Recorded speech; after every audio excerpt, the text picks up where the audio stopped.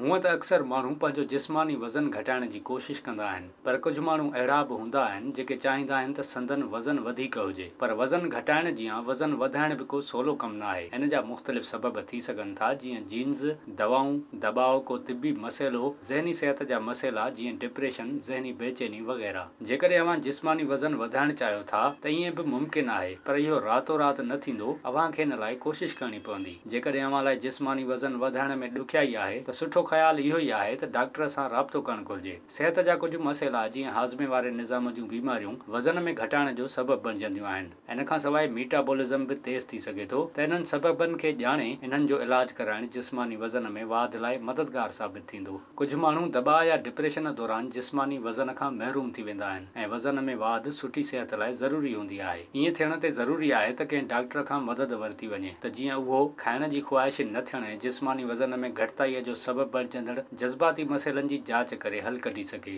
हिकु वॾी प्लेट भरे मानी खाइण ॾुखियो थी सघे थो, त ईअं करण बदिरां ॾींहं में थोरो थोरो पर वधीक भेरा खाइण बहितरीन अमल आहे। हर 2 खां 3 कलाकनि बाद मानी खाइण बेज़ार थियण खां सवाइ कैलोरीज़ खे जिस्म जो हिसो बणाए थो।